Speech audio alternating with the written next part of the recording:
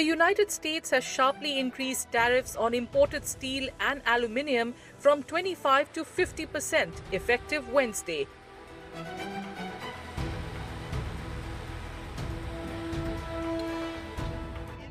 President Donald Trump says that the move is aimed at protecting American industries, arguing that the steep hike is necessary to encounter the dumping of low-priced metals by foreign countries into the U.S. market.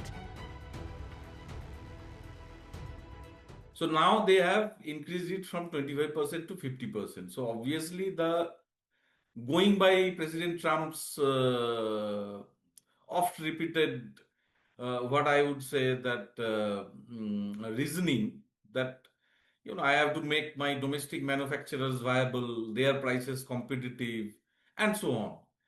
So given in that line, I think this is a very natural thing to do, particularly so when one US trade court has shut down, for the timing. For India, the tariff increase poses minor but notable concerns. Last year, India's steel and aluminium exports to the US totaled around $4.56 billion, relatively small compared to other countries. Union Minister of Steel H.D. Kumaraswamy expects the impact to be limited, mostly affecting shipments already en route.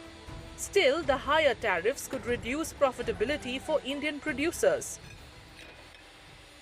If you look into India's steel exports, our steel export is a tune of around 1.5 billion, plus we have other engineering goods also, including auto component. The put together value will be around $6.2 billion. We have aluminum export of around $0.7 billion. So in all, $7 billion of export will be at stake. It's quite sizable. And I think it will have its impact not only on the prices, but more so on the demand. So we are expecting the demand from the US may come down drastically. In response, India has reserved the right to impose retaliatory tariffs on US products, citing WTO rules.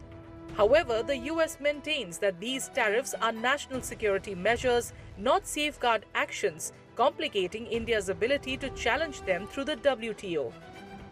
Experts suggest India may opt for a pragmatic solution through bilateral negotiations with the US.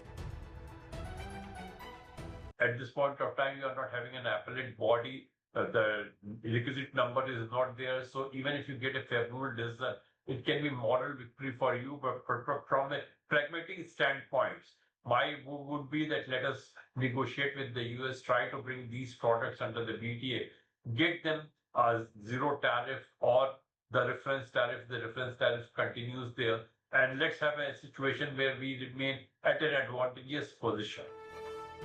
Other countries, including Canada and the European Union, have strongly criticized the US tariff hike and are preparing retaliatory measures of their own.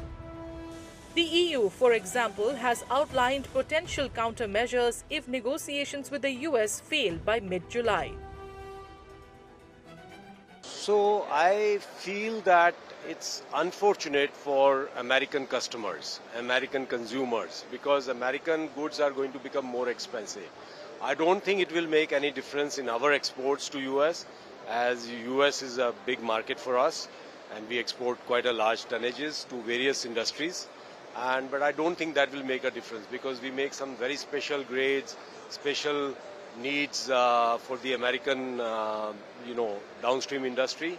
So I don't think the duty will make a big difference for us because this duty is not only on India but all over the global players. So only the prices in America will go up. Globally, the latest tariff increase by the US signals escalating trade tensions with the potential to disrupt markets and supply chains worldwide.